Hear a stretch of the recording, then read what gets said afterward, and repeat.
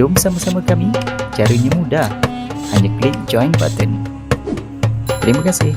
Jadi yang pertama sedekah jariah, sedekah yang berterusan.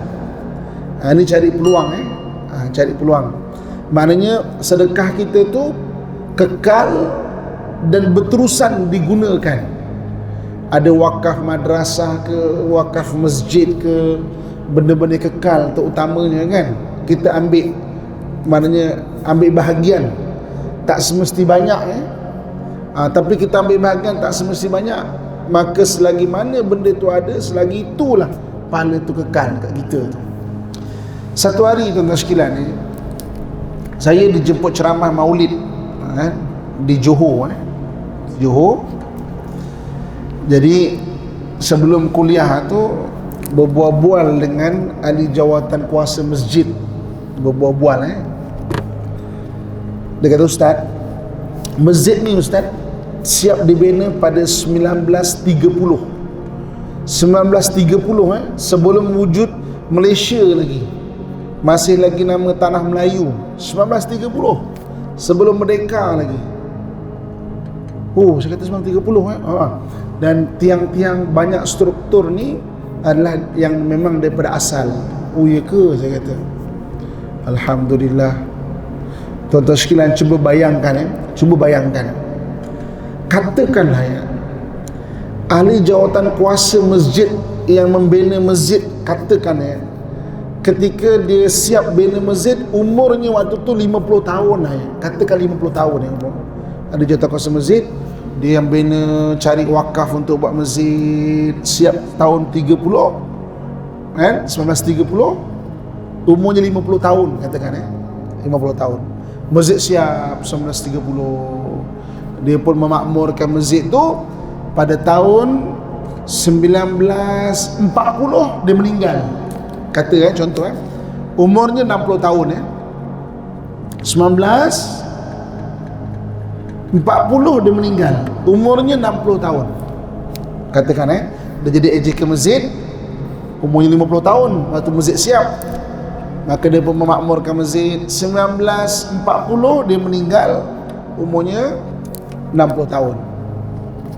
Tuan-tuan sekalian, dia hidup di dunia 60 tahun Sekarang 2019. 40 tahun 40, 50, 60, 70, 80, 90, 2000, 2010, 2019. Maksudnya 79 tahun dia dah ada dalam kubur.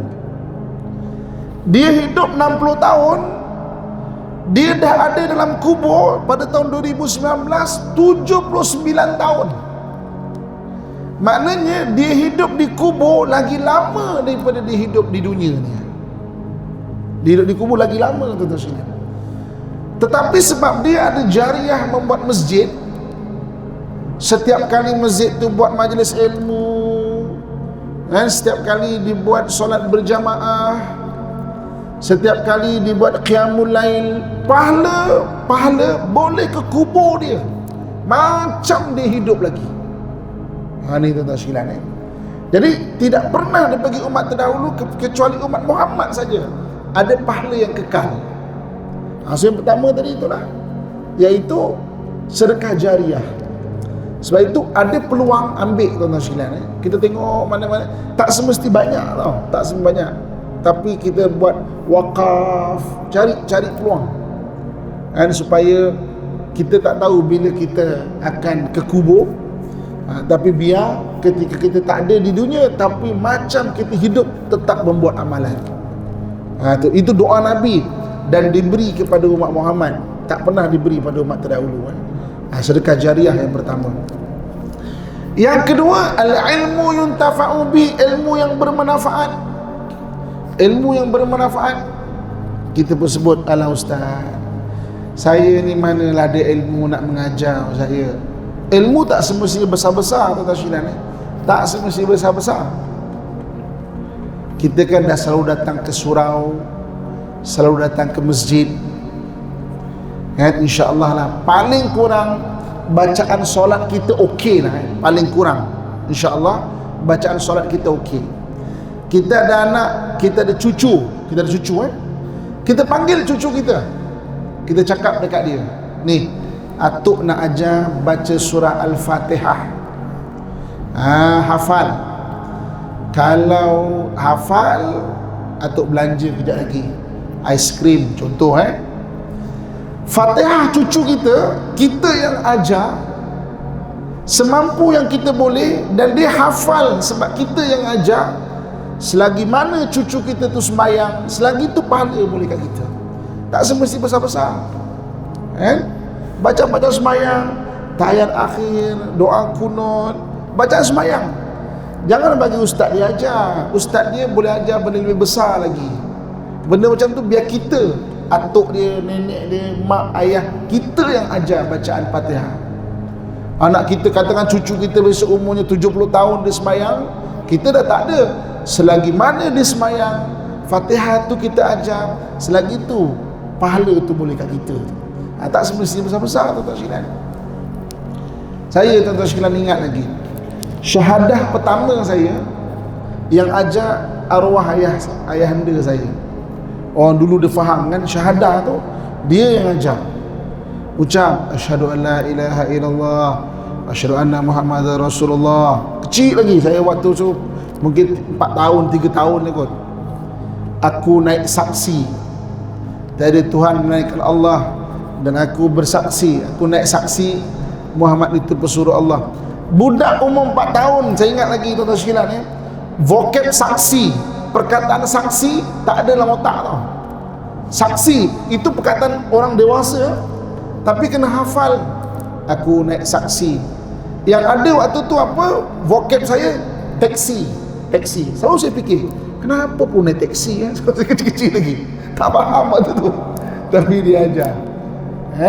Tengok orang dulu dia faham kan. Jadi kita pun sama juga, tak semestinya ilmu besar-besar. Fatihah itu benda paling mudah nak hafal, nak kongsikan.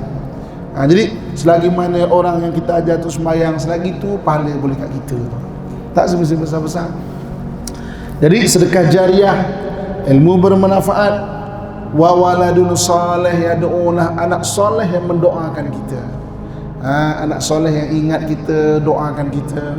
Kita kena pesankan, tuan-tuan sekalian, kita kena pesankan. Saya nak bawa satu kisah, point of view ataupun pandangan saya sebagai seorang anak. Pandangan saya sebagai seorang anak. Arwah ayah saya ini ustaz, tuan-tuan sekalian. Arwah ayah saya juga adalah ustaz. Ada orang cakap, untunglah ustaz, ayah ustaz patutlah jadi ustaz. Tapi ayah kalau ustaz, tuan-tuan sekalian, garang dia.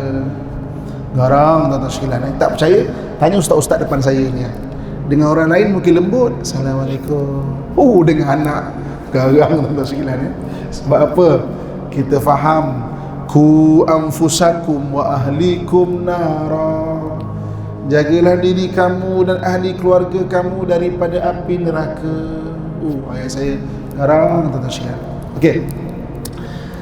Sebab dia ustaz, dia selalu pesan kat saya banyak benda. Sampai saya dah besar, dah kahwin pun tetap dia pesan.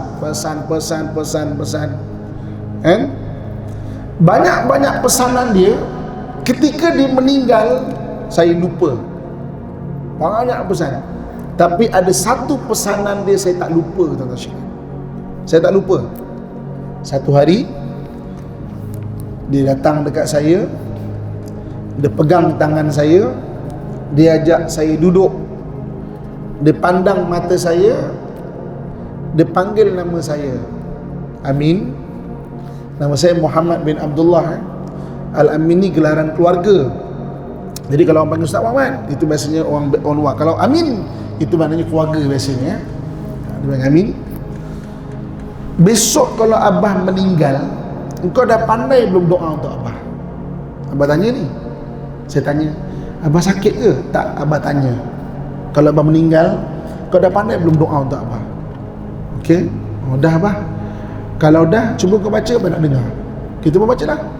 Allahumma ighfir lana dzunubana wa liwalidina warhamhum kama rabbawna shighara. Tambahkan wa khususan ila. Tambahkan khususnya kepada nama mak ayah kita lah. Okay. Besok kalau abah meninggal, kau jangan lupa doa untuk abah. Ingat tu. Ingat bah. Hari dia meninggal, banyak benda saya lupa. Benda ni saya tak lupa, tuan-tuan sekalian. Sebab pernah dipesankan pada saya. Jadi pandangan saya sebagai seorang anak, point of view, kita ada anak, pesankan pada anak kita.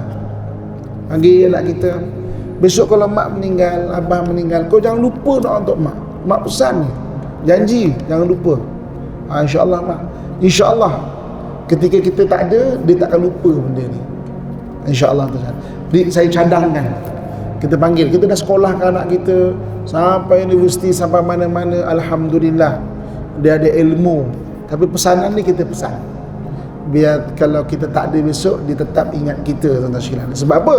Sebab itu adalah pahala yang kekal. Anak doakan kita ni pahala yang kekal, walaupun kita dah tak ada dah.